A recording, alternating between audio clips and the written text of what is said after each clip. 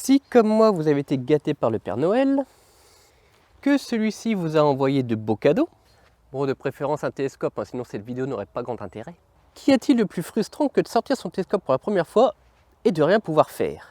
Donc aujourd'hui, on va voir quelques petits points qui vous permettraient de mieux sortir votre télescope pour la première fois.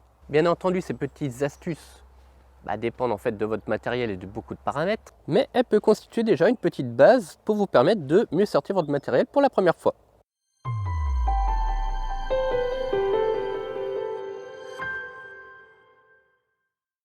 Alors, comme je ne peux pas aller taper sur la figure des gens qui décident d'aller tronçonner au moment où je tourne une vidéo, ce qui arrive quand même relativement souvent, je suis encore désolé, il va falloir faire avec. Donc, on va voir aujourd'hui dans cette vidéo, voilà certains éléments qui constituent en fait l'ensemble de votre télescope, à commencer par le trépied. Alors, qu'est-ce qu'on peut retrouver sur le trépied qui est intéressant de connaître et de savoir avant de sortir son télescope pour la première fois? Eh bien, si comme moi vous avez un trépied avec un niveau à bulles, il faut savoir que ce niveau à bulles est rarement bon. On a beau acheter du matériel de haute qualité, ici vous avez un trépied bois géoptique, donc en bois de hêtre de la gamme Hercule, et bien le niveau à bulles qui est fourni, qui on pourrait croire devrait être bon au vu du prix du trépied, il ne l'est pas du tout. Merci la tronçonneuse. Alors pourquoi est-il important de vérifier en fait son niveau à bulles? Eh bien tout simplement quand vous allez faire de l'astrophotographie, si vous ne mettez pas votre trépied à niveau, même si vous pensez que votre mise en station est bonne au vu du viseur polaire, eh bien en fait vous allez avoir ce qu'on appelle de la rotation de champ. Voilà, en fait votre mise en station ne sera pas bonne. C'est pour ça qu'il est très important de vérifier le niveau à bulles. Comment on vérifie le niveau à bulles? Eh bien tout simplement avec un vrai niveau à bulles. Comment on va le régler et le vérifier? Eh bien on va placer le niveau à bulles directement sur le trépied, dans l'axe de chaque pied. On va venir donc régler, voilà, pour avoir le niveau sur le niveau à bulles, le vrai, et ce sur chaque axe de votre trépied. Et une fois ceci fait, eh bien vous vérifiez votre niveau à bulles. Et si celui-ci est décalé, de toute façon ça se verra directement. Une autre astuce, c'est de venir placer votre niveau à bulles en fait de votre téléphone portable, si vous en avez un qui est équipé, et vous allez avoir un niveau qui est relativement bon. Voilà, j'ai essayé, c'est relativement correct, mais il faut savoir que ici, moi, mon trépied géoptique, il n'est pas bon du tout. Il est complètement en vrac. Si vous n'avez pas de niveau à bulles sur votre trépied, celui qu'il faut vérifier, ça va être celui de votre monture. Donc vous faites la même manipulation, vous mettez bien votre trépied à niveau sur les trois axes, et ensuite vous allez placer votre monture sur le trépied et vérifier son niveau à bulles. Petite astuce, moi ce que j'ai fait pour m'avancer vraiment dans le niveau et d'avoir un niveau qui est déjà relativement correct, j'ai tracé un petit cercle au feutre indélébile par-dessus mon niveau à bulles de mon trépied. Alors le niveau à bulles de mon trépied est complètement dans les choux, par contre celui de ma monture est relativement bon. Donc ça permet aussi, si vous avez les deux, de vérifier si l'un ou l'autre est bon, ou si les deux peuvent être complètement dans les choux. Comme vous pouvez le voir, le niveau à bulles est complètement différent.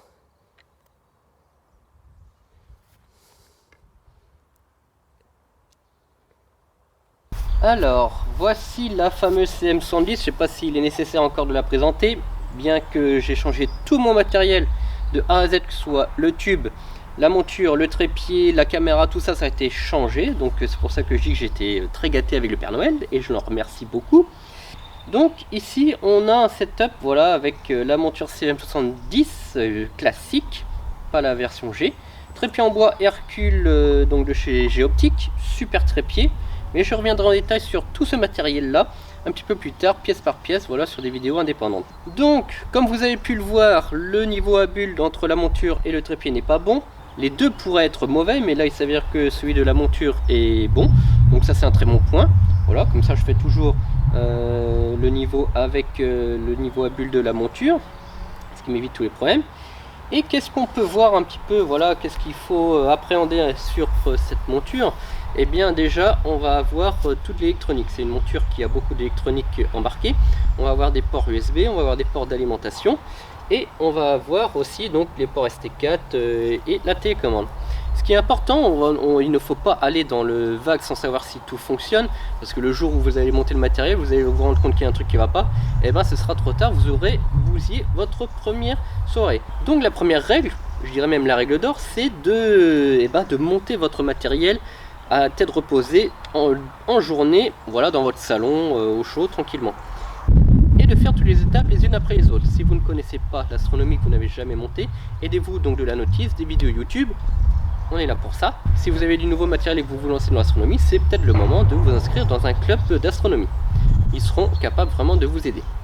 Ensuite, répétez l'opération plusieurs fois. Ce n'est pas parce qu'on a réussi une fois que ce sera facile la deuxième fois, au moment où on voudra observer vraiment dehors en conditions réelles. Donc répétez l'opération plusieurs fois. Il y a plusieurs étapes à prendre en compte. On a donc le montage vraiment de la monture, ce sont trépieds. Donc on va avoir le niveau de la monture, très important. On va avoir l'équilibrage, extrêmement important aussi. Donc ça ne se fait pas non plus à l'aveuglette, on ne le fait pas n'importe comment. Voilà, on ne met pas les poids et puis basta, c'est fini. Donc il y a toute une procédure pour faire l'équilibrage. Il faut aussi appréhender le nombre de poids que vous allez avoir sur votre barre de contrepoids par rapport au poids de votre tube. C'est très important. Quand vous achetez votre télescope, il n'est pas toujours vendu avec le bon nombre de poids. D'une manière générale, si vous achetez un kit, oui. Mais si vous achetez monture séparée de votre tube, ce n'est pas dit que vous allez avoir assez de poids. Renseignez-vous bien et n'hésitez pas aussi à demander au magasin auquel vous allez l'acheter. Univers-astro.fr par exemple. Alors pour reparler un petit peu de l'électronique des montures, souvent les montures sont équipées donc de ports d'alimentation si vous avez des montures qui sont alimentées. Et vous allez avoir aussi parfois des ports USB et qui peuvent arriver défectueux. Moi j'en ai vu plusieurs et du coup c'est très embêtant. Donc le mieux c'est de tester un par un comme je disais à tête reposée et aussi les alimentations.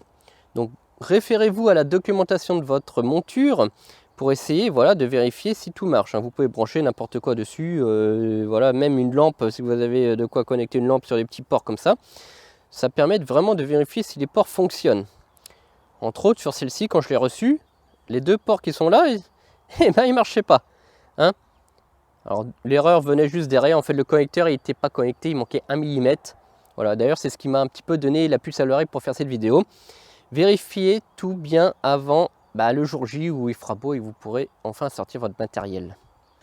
Alors pendant des années j'ai fait du nomade, donc avec ma fameuse EQ6 que vous avez pu voir dans de nombreuses vidéos. D'ailleurs entre autres celle-ci est maintenant dans les mains d'une tierce personne. Elle n'est pas décédée mais je suis triste. Une monture qui m'aura suivi pendant tant d'années. Bref, maintenant j'ai une superbe CEM70 de chez Ioptron. Alors pourquoi j'ai changé entièrement de matériel? Au début je ne voulais changer que de tube. Donc ça faisait plusieurs mois que j'attendais déjà mon tube. Et il était annoncé 12 kg. Mais 12 kg sans le porte-oculaire, sans les anneaux, sans le queue d'aronde. Bref, quand on rajoute tout ça, sur la balance quand je l'ai vraiment pesé, quand je l'ai reçu, on était plutôt autour de 18 kg. Ouais, quand on a une monture qui est censée porter 18 kg, forcément ça ne passe plus. Je savais déjà que ça allait être limite, mais bon, je me suis dit, tiens, ça ferait une vidéo, est-ce qu'une EQ6 peut porter un 250? Parce que j'ai acheté un 250 en carbone. Je n'aurais même pas pu la faire, parce qu'en fait, le tube, je savais déjà qu'il était complètement hors limite. Donc, qu'est-ce qu'on a dans la gamme de prix, correcte, et qui surtout porte 30 kg? C'est-à-dire, on n'a pas grand-chose. Celle-ci elle porte 32, mais en fait il n'y a que celle-ci dans cette gamme de poids. Skywatcher n'a aucune dans ces gammes de poids, il passe directement à l'EQ8 qui porte je crois 50 kg, et en dessous c'est le Q6 qui en porte 20, donc en fait dans cette gamme de prix, dans cette gamme de poids on n'a rien, à part ici chez Ioptron cette superbe CEM70. Donc ils sont vraiment dans un secteur où il n'y a rien, où Skywatcher va commencer avec la future CEQ35 je crois, ou quelque chose comme ça. Je vous mettrai les liens en description ou le nom de la monture. Mais pour le moment, c'est la seule lancée de gamme et puis avec des prix qui sont relativement compétitifs. Donc je me suis lancé, j'ai acheté ça. Par contre je détestais leur trépied de base Lightrock. Donc en fait j'ai décidé d'acheter un trépied Géoptique. Ils ont un trépied lourd, mais bon, il est réputé être de qualité, la peinture est de très mauvaise qualité. Donc pour celui-ci, il est plus cher que celui d'origine, le Lightrock, mais il est aussi moins cher que la version lourde de chez Ioptron. On est sur un bon entre-en-deux, d'excellente qualité, mais ça on en reparlera dans d'autres vidéos.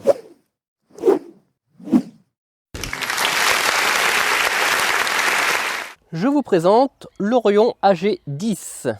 Donc c'est un télescope de chez Orion Optique fabriqué en Angleterre, donc tout en carbone, avec un gros porte-oculaire Feather Touch.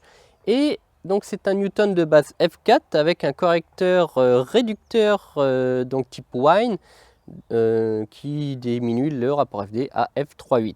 Donc c'est une bête de course. Alors comme vous pouvez le voir sur la petite monture EQ6, ça aurait peut-être fait un peu trop, donc c'est pour ça que j'ai décidé donc de changer ma monture et l'ensemble.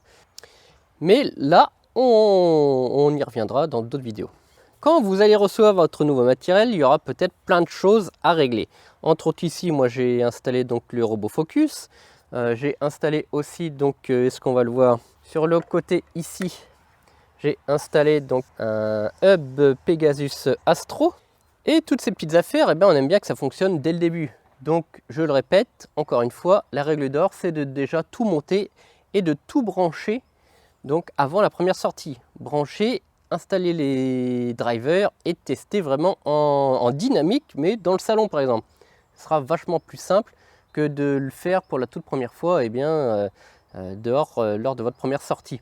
C'est très rare que vous allez avoir quelque chose qui va marcher dès le premier coup. Le fait aussi de monter ça en avance, eh bien vous allez vite vous rendre compte que l'équilibrage des fois n'est pas si facile que ça. Surtout sur les montures de ce type, les CEM, eh bien l'équilibrage a besoin d'être minutieuse. Et entre autres ici, j'ai dû rajouter quelques petits poids, donc ça vous permet donc de bien voir s'il manque aussi du matériel.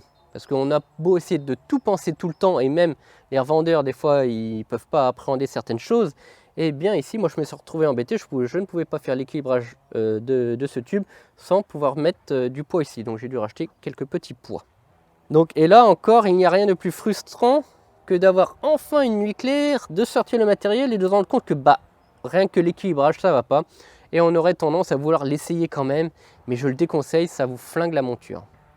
Alors quand vous recevez un nouveau tube, entre autres les télescopes de type Newton, eh bien la collimation n'est pas bonne du tout. La collimation c'est quoi? C'est le réglage entre les deux miroirs que vous avez, donc ici le miroir secondaire et celui au fond le miroir primaire. Donc la collimation est quelque chose qui est obligatoire lorsque vous allez avoir un nouveau télescope. Ne sortez pas votre télescope bêtement parce qu'il fait beau et que vous n'avez même pas un outil de collimation. Un outil de collimation ça s'achète avec un télescope. Sur un type Newton c'est obligatoire. Ça devrait même limite être vendu de pair. Mais bon, ça servira à rien, il y en a qui sont beaucoup plus performants que d'autres, donc ça vous laisse quand même le choix de l'achat à côté. Donc moi j'ai fait le choix d'un collimateur, donc c'est un collimateur laser associé avec une pastille qu'on met au fond et un petit Cheshire donc de chez Farpoint. Je vous remets la petite vidéo en haut ici qui parle de ce petit collimateur, qui est relativement performant, vraiment très performant. Donc c'est la première chose à faire. Et obligatoire. Sinon, qu'est-ce qui va se passer? Vous allez juste simplement voir du flou. C'est vraiment dommage, alors qu'on peut avoir un télescope ultra performant et avoir plein de détails, par exemple sur la Lune, sur Jupiter, etc. Mais si la collimation n'est pas bonne, eh bien, vous allez avoir des images floues. Alors ça, c'est valable en visuel comme en photo. Alors, si vous faites du nomade, moi j'en ai fait pendant de nombreuses années, il est très important, moi je le conseille, c'est faites-vous une checklist.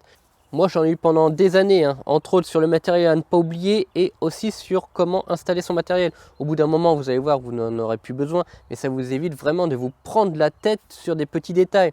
Il y a des fois on va un peu vite, on monte son matériel et par exemple on se dit tiens je vais faire le niveau juste après avoir monté le télescope par exemple.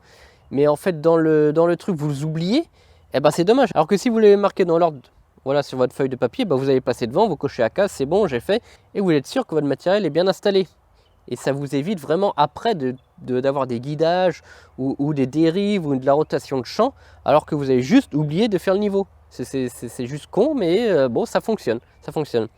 Une autre chose aussi, pour essayer de gagner en temps, ici, quand vous avez fait votre équilibrage tranquillement à la maison, que tout est bon, que votre matériel il est tout bien placé, qu'il fonctionne tout, et prenez un stylo et par exemple faites des marques. Moi j'ai fait des marques là sur ma queue d'aronde au feutre indélébile pour savoir que voilà, moi mes contrepoids ils vont là. Ça vous fera gagner un temps fou.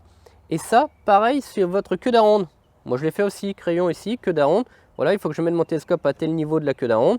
Pareil pour les poids ici, voilà, il faut que j'installe à tel niveau de queue d'aronde. Et votre télescope il est à 90-95% bon déjà dès le début. Voilà, vous peaufinerez après quand vous aurez mis la caméra, tout ça. Mais au moins vous gagnez un temps fou là-dessus. Et surtout, ne montez pas votre télescope avant d'avoir mis les contrepoids. Voilà, je vous donne des petites astuces, mais bon, ça peut paraître logique pour certains qui ont déjà un peu de bouteille, mais si vous avez votre télescope depuis peu, eh ben, vous pouvez vite vous retrouver perdu dans tout ce qu'il faut faire. Bien entendu, là, c'est un télescope qui est fait pour de la photo, il y a plein de choses autour, des câbles et tout, il y a plein de choses. Mais même pour un simple télescope, sur une monture, que ce soit alt-azimutale ou équatoriale, électrique ou pas, eh ben, on retrouve quand même beaucoup de ces petites astuces qui sont réutilisables. Une autre chose, alors je voulais emmener cette vidéo jusque là, et d'ailleurs c'est un peu pour ça que je fais cette vidéo, c'est surtout sur les points qui vont venir après. Quand vous allez sortir votre matériel pour la première fois, il est très important de se donner des objectifs. Pourquoi il faut se donner des objectifs? Eh bien tout simplement pour éviter d'être déçu. Il ne faut pas se donner comme objectif dès le début, je vais faire une photo de fou, ou tiens, je vais observer une galaxie, au final que vous ne savez même pas qu'en fait elle est quasiment pas visible avec votre tube. Donc donnez-vous des objectifs clairs. Moi, pour vous donner un exemple, j'ai déjà fait quelques sorties avec mon tube, je n'ai pas sorti encore une seule photo, pourtant j'ai fait au moins 4 sorties. J'ai fait des tests, j'ai fait des réglages, j'ai vérifié plein de choses, mais je n'avais pas pour objectif de faire une photo. Voilà, la première chose à faire, pour mon cas, ici on a un viseur polaire électronique. C'était de prendre en main et de régler le viseur électronique. Pas plus, c'était juste faire la mise en station comme il faut. Voilà, et en bonus, j'avais mis après faire des essais de guidage pour vérifier tout ça. Donc c'est ce que j'ai fait. La deuxième sortie, j'ai dit tiens, je vais vérifier le back focus de mon correcteur. Donc j'ai fait un réglage tranquillement à la maison. J'ai fait des essais d'étoiles et puis j'ai passé 1 heure, 2 heures à essayer de peaufiner les back focus et à trouver et à chercher où c'est qu'étaient les petites erreurs, les petites choses à peaufiner. Il y a plein de choses comme ça à faire, comme aussi par exemple le réglage de la vis sans fin de la monture. Ce n'est pas encore fini d'ailleurs, j'ai des petits trucs, voilà, mais bon, j'ai eu beaucoup de vent ces derniers temps. Mais je passais juste, je me disais tiens, ce soir je sors le télescope 2 heures juste pour faire le réglage. Et le jour où tout ça ce sera tout prêt, vous pourrez enfin vous donner un objectif, je sais pas, faire une photo de galaxie, une photo de nébuleuse, quelque chose comme ça. Et ce que je veux dire, c'est que ça c'est valable pour la photo, mais c'est aussi valable pour le visuel. N'allez pas essayer d'aller observer une nébuleuse pour la première fois.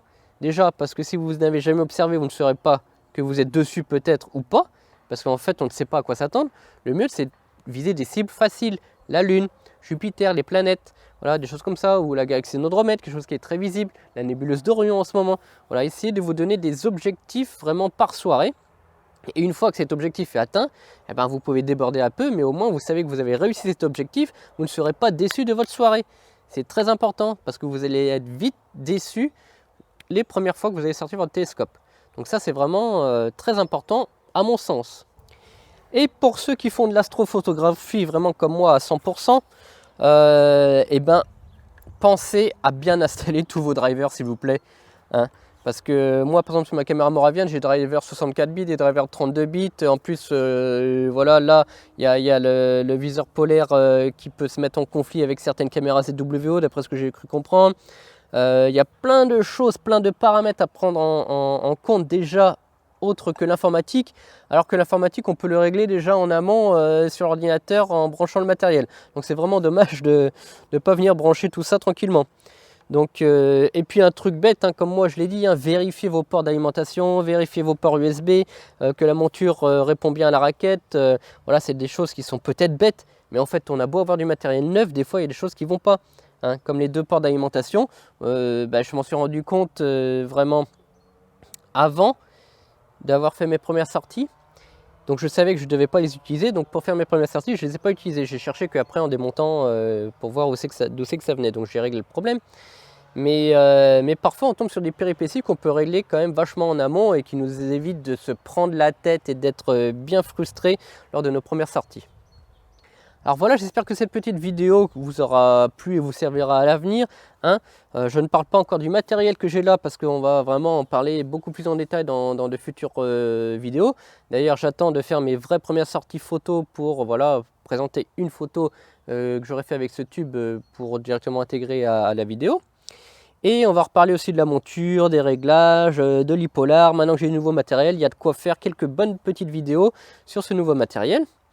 Et j'espère que le Père Noël vous aura aussi gâté comme moi. Regardez, on n'est pas bien, avec un petit peu de soleil, là, un peu de ciel bleu. Bon, ça ne sera pas encore pour ce soir la sortie, mais j'espère le sortir aussi moi prochainement. Et je vous souhaite à toutes et tous un bon ciel et surtout une bonne année. 2022, on espère qu'elle soit meilleure que 2021. Hein, je pense qu'on ne voit plus le bout avec cette espèce de Covid qui nous traîne aux pattes. Mais bon, que voulez-vous, c'est comme ça. Et n'oubliez pas aussi le magasin univers-astro.fr. On repart pour une nouvelle année aussi de magasin. Hein. D'ailleurs, merci à tous pour votre soutien. Et n'oubliez pas aussi l'abonnement, la cloche. Et puis surtout, à bientôt sur Astronaute.